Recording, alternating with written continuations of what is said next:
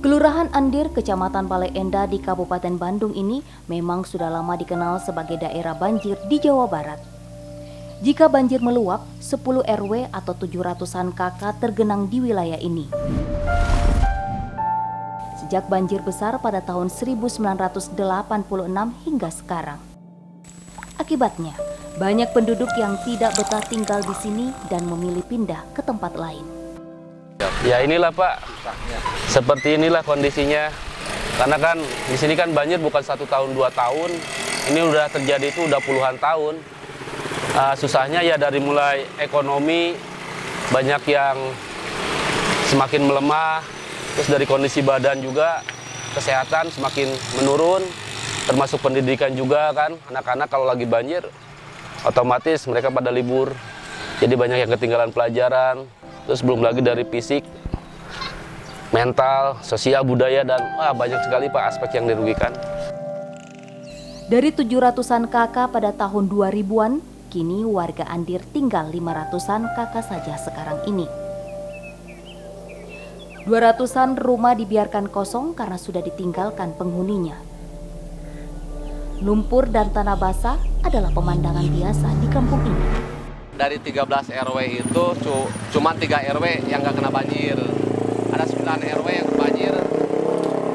Kalau dihitung ada sekitar 4.000-an lebih kakak yang kena dampak banjir itu. Kantor Kelurahan Andir yang dulu sempat diresmikan Menkumham Yusril Ihsa Mahendra pun sudah lama dibiarkan kosong dan pindah ke tempat lain yang tidak terdampak banjir. Mudah dipahami jika banyak pihak yang prihatin dengan kondisi ini, termasuk Ketua Komunitas Ngajak Hejo Kabupaten Bandung, Harjoko Sangga Negara. Bale Endah itu kan memang diputuskan untuk menjadi ibu kota Kabupaten Bandung setelah pindah dari alun-alun Bandung, ya. Jadi kira-kira tahun 80-an. Tetapi karena ada banjir besar di Bale Endah yang terbesar itu sekitar tahun 86 begitu. Nah, ibu kota kabupaten itu kemudian pindah ke Soreang. Meski banyak yang tidak tahan dengan banjir permanen seperti ini, tidak sedikit pula yang tetap bertahan. Mereka rela berbecek-becek di tempat ini sepanjang tahun dan tidak berniat untuk pindah.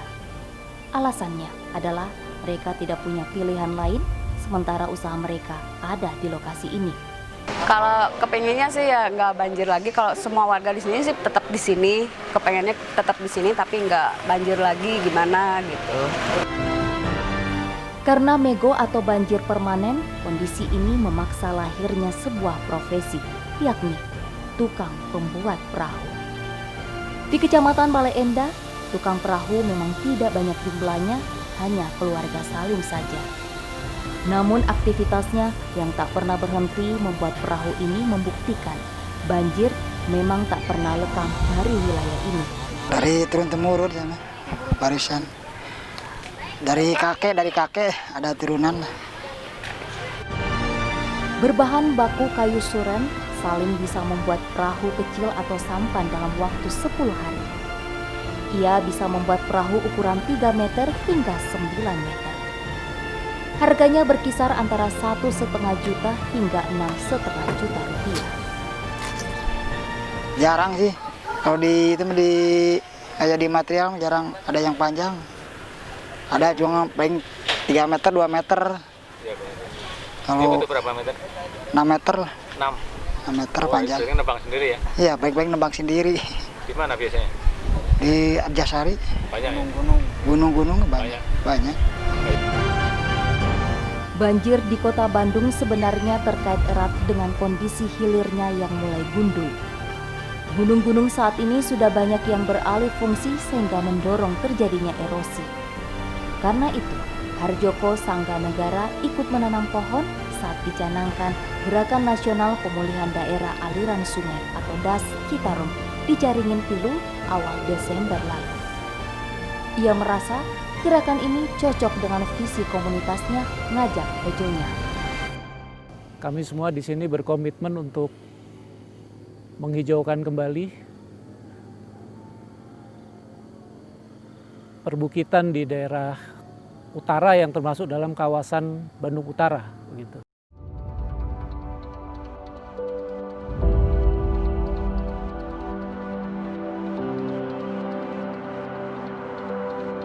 Hejo dalam bahasa Sunda artinya hijau. Sedangkan ngajak adalah ngajak juga. Ini artinya komunitas ini memang berniat mengajak setiap orang untuk menghijaukan lingkungannya.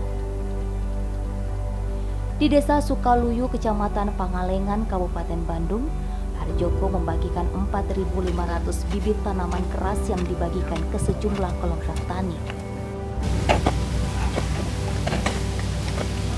Sebagaimana banyak terjadi di daerah lain, problem Desa Sukaluyu adalah beralihnya fungsi hutan menjadi lahan pertanian. Akibatnya, lahan menjadi kritis, banjir terjadi pada saat musim penghujan, dan kekeringan melanda pada saat musim kemarau. Harjoko dengan komunitasnya memberikan bantuan bibit tanaman itu agar mereka mau kembali menghijaukan gunung-gunungnya. Yang jadi persoalan adalah manakala hutan sekarang berubah menjadi lahan pertanian dan lahan-lahan yang dulunya hijau tinggi milik masyarakat sekarang berubah menjadi lahan pertanian, sehingga mata air di saat ini kering karena memang pohon-pohon yang dulunya rindang atau banyak sekarang itu beralih menjadi lahan pertanian. Persoalan warga desa dalam penanaman sayur pada lereng gunung adalah soal perut. Mereka bukannya tidak paham langkah mereka selama ini bisa menyebabkan bencana. Namun karena tuntutan ekonomi, membuat mereka tetap menanami lahan pegunungannya dengan sayur mayur. Mengubah pola tanam seperti ini jelas bukan perkara mudah. Karena itu, Kades Sukaluyu, Dadang Kurniawan merasa senang ada pihak yang menyemangati warganya untuk kembali ke alam. Maka dengan diadakannya program ini, program Pak Joko, mudah-mudahan apa yang menjadi persoalan dan masalah di desa kami bisa terpecahkan atau menjadi solusi yang terbaik. Meski ada di pegunungan yang mestinya mudah air, warga Sukaluyu seringkali justru kekurangan air, khususnya pada saat musim kemarau. Akibatnya, petani harus menarik pipa sampai ratusan meter jauhnya untuk mengairi tanaman mereka. Para petani tidak mengelak, langkanya air tersebut tidak lain akibat dari ulah mereka sendiri. Nah, maka di sini mungkin kami juga sadar diri, karena dengan ulah-ulah tangan kita, walaupun entah tahu siapa orangnya, karena hutan gundul, mulai gundul. Apa daerah aliran sungai itu mulai ditebak, mulai disiangin, ditaman sayuran. Nah, makanya dengan sini sumber resapan-resapan air yang terjadi dahulu dan yang terjadi sekarang bukan lagi seperti dulu. Susahnya air membuat biaya tanam sayur atau keperluan sehari-hari petani meningkat. Hal ini karena sumber mata air mereka ada di bawah. Sementara sumber mata air yang ada di atas kini sudah pada menghilang. Dan makanya kami berharap kepada program yang berkaitan dengan kami, bahkan kami siap menanamkan pohon ini, tapi dengan catatan menurut Bapak juga ya ikut memikirkan nasib kami masyarakat Sukaluyu di mana musim kemarau lebih parah untuk mencari air. Selain susah air, Desa Sukaluyu juga rawan bencana tanah longsor. Ini sudah mereka alami saat rumah seorang warga ambrol dan menimpa rumah tetangganya ketika banjir bandang melanda kawasan ini November lalu. Alhasil, pegundulan tanah berdampak negatif ke banyak aspek. Suara geluduk dikira, tapi bukan itu, ini longsor ke sana. Dapur ibu juga ke bawah ke sana gitu. Mungkin kejadiannya itu dikarenakan hujan deras, benteng rumah itu tidak kuat menahan genangan air, terjadilah longsor begitu, Pak. Meski daerah rawan bencana, Sukaluyu adalah desa penghasil teh yang berkualitas di kawasan Bandung Selatan. Di tempat ini ada beberapa pabrik pengolah teh rakyat yang diolah menjadi teh hijau maupun teh hitam yang diekspor ke mancanegara. Pabrik-pabrik ini ikut andil dalam menyumbang kesejahteraan penduduk Sukaluyu. Kayak kan petani teh mah cuman di sini mah dibeli cash aja, dibeli cash. Dibeli dengan harga 2.750 sampai 3.000 lebih dari tengkulak.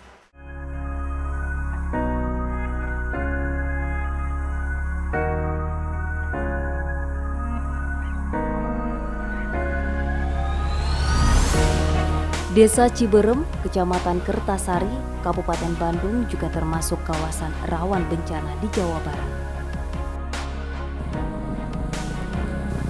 Bukit-bukitnya yang gundul mengundang bahaya setiap saat. Contohnya jembatan di Kampung Cirawa ini yang tergerus erosi hingga nyaris membuat jalan terputus. Harjoko yang mendatangi tempat ini menemukan alih fungsi lahan di tempat ini sudah sangat akut sehingga perlu ada gerakan penghijauan yang masif di tengah masyarakat.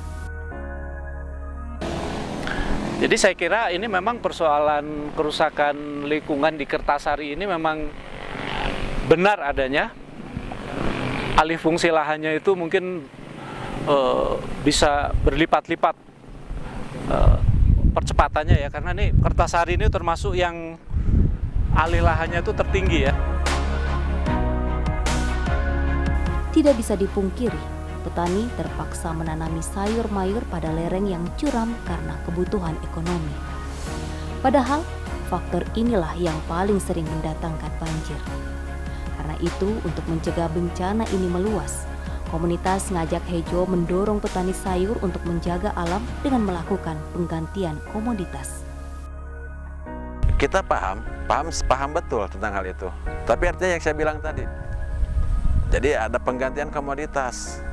Ada kan, bisa juga misalkan di lereng-lereng yang curam, itu bisa dengan tanaman keras. Buah-buahan lah, kopi lah, itu. Ada tumpang sarinya juga mungkin. Di lereng yang nggak begitu curam, mungkin bisa dengan sebagian sayuran. Yang pasti di lereng-lereng curam aja itu dulu. Itu harus dengan tanaman keras. Bukti lain penggundulan hutan di Kertasari mengundang bencana adalah banjir. Meski tidak ada bekasnya, desa Ciberem ini adalah langganan banjir bandang. Warga setempat sudah merasakan sendiri bagaimana banjir ini merugikan kehidupan mereka. Jadi beliau yang rumahnya kena, ya. Jadi hanya 5 menit masuk, tapi tinggi setinggi ini nih Pak.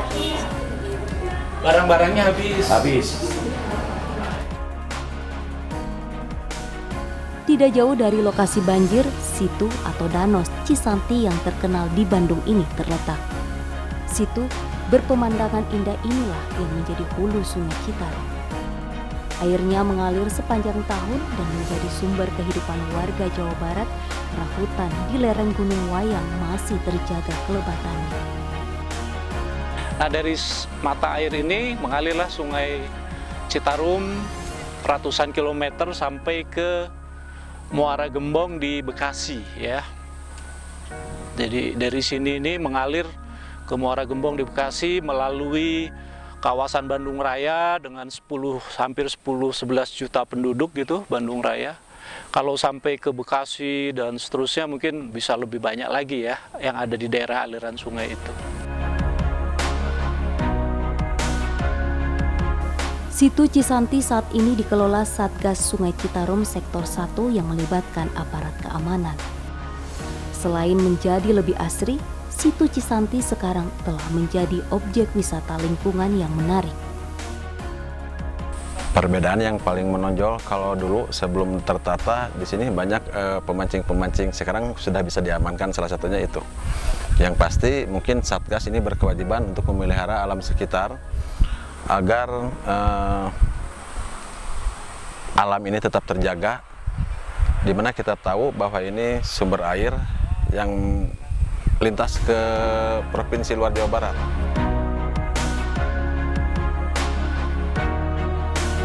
Di Situ Cisanti ini terdapat 7 sumber mata air yang berada dalam satu kawasan situs Petilasan di Pati Ukur dan Prabu Siliwangi. Konon, siapa yang mandi, berwudu, atau mengambil air di tempat ini, maka ia akan menjadi awet muda. Benar tidaknya, wallahu alam bisawab. Yang pasti, kepercayaan seperti itu berdampak positif karena orang tidak berani sembarangan menebang pohon di kawasan Situ Cisanti. Kalau misalkan kembali lagi dengan sejarah, kan di sini itu bekasnya pemandian Eyang Prabu Siliwangi. Rajanya juga mandi di sini, maka banyak yang datang ke sini itu, kalau orang Sunda bilang itu napak tilas, karena dulunya ada sejarah bekas pemandian Eyang Prabu Siliwangi.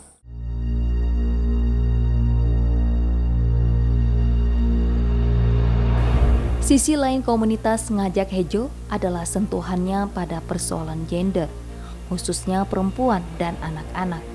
Mereka dilibatkan dalam penanaman pohon di Desa Gambung, Kecamatan Pasir Jambu, Kabupaten Bandung. Tujuannya adalah untuk menumbuhkan kesadaran pada lingkungan sejak mereka masih kecil. Apalagi Pasir Jambu merupakan satu dari 8 kecamatan di Kabupaten Bandung yang paling kritis kondisi tanahnya. Saya senang bisa jagain lingkungan di kebun Injaman.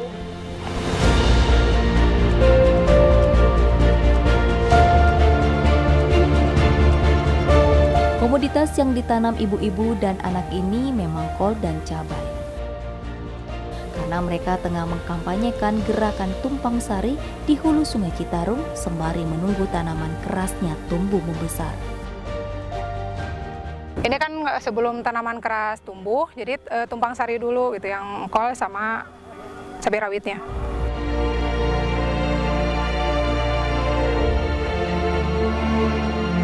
Tidak jauh dari lokasi ini, Harjoko dan kawan-kawan menanam 3.000 tanaman keras yang kebanyakan merupakan tanaman endemik Jawa Barat. Seperti misalnya kopo, sanienten, hantap, lampeni, ganitri, dan lain-lain. Ia berharap gerakan Ngajak Hejo ini bisa direspon warga Jawa Barat lainnya untuk ikut melestarikan lingkungan. Dengan gerakan ibu dan anak ini kan tumbuh dari bawah ya, menumbuhkan motivasi gitu bagi ibu dan anak sebagai pemilik lingkungan ini. Mudah-mudahan dengan gerakan ini semua orang akan peduli dengan kelestarian alam. Kalau ibu dan anak yang melakukan penghijauan, maka orang-orang lain akan ikut, saya kira. Pembina komunitas Ngajak Hejo, Ono Surono, mengapresiasi jeripayahan Joko Sangganegara dan teman-temannya. Namun ia meminta agar gerakan pro lingkungan ini konsisten menjaga semangatnya. Nah, sehingga gerakan ini yang mudah-mudahan konsisten, bukan hanya di hari ini saja, tapi sepanjang masa. Ada tagline NKRI Harga Mati, menanam pohon sampai mati. Selain menanam pohon, komunitas Ngajak Hejo juga belajar langsung dengan aktivitas lingkungan Eyang Memet di Desa Gambung. Peraih Kalpataru tahun 2011 ini menjadi rujukan dan sekaligus ensiklopedi hidup untuk reboisasi, khususnya untuk pohon-pohon yang cocok ditanam di daerah aliran sungai. Ini salah satu jenis pohon endemik Jawa Barat yang namanya saninten. Sebetulnya tidak terlalu istimewa tentang saninten kalau berbicara tentang kayunya. Tapi ini termasuk ada di wilayah biasanya ditanam di hutan-hutan lindung, di hutan cagar alam, sehingga tidak layak dijadikan sebagai tanaman untuk hutan-hutan produksi. Sejak tahun 2004, Eyang Memet sudah menangkarkan 180 tanaman langka di padepokannya dan 81 diantaranya merupakan tanaman endemik Jawa Barat. Meski bukan insinyur pertanian, ia hafal ratusan spesies langka yang tak dimengerti kebanyakan orang. Selain itu, Eyang Memet juga paham apa manfaat pohon-pohon tersebut dan bagaimana cara membudidayakannya. Nah, ini jenis tanaman lokwat ini. Lokwat itu kalau di bahasa lokal di kita ini loka. Ini berbuah, cukup enak, segar, buahnya kayak buah pir. Ternyata tanaman lokwat ini berasal dari dataran tinggi wilayah Tiongkok dan Jepang. Nah ini juga buahnya itu bermanfaat untuk kurang lebih ada 9 manfaat dari buah loquat ini. Di usianya yang ke-66, Eyang Mehmet masih keluar masuk hutan untuk mencari tanaman-tanaman langka. Selain menangkarkan pohon-pohon endemik, ia memang sangat cinta pohon dan menargetkan untuk menanam 10 pohon setiap harinya. Bisa dipahami jika banyak pihak yang terinspirasi dengan segala dedikasinya. Nah, ini sebenarnya sesuatu yang sangat hebat ya, dari orang tua, kemudian dia punya karya sehebat ini, tentunya ini adalah sesuatu yang harus menjadi spirit sebenarnya bagi generasi muda terutama.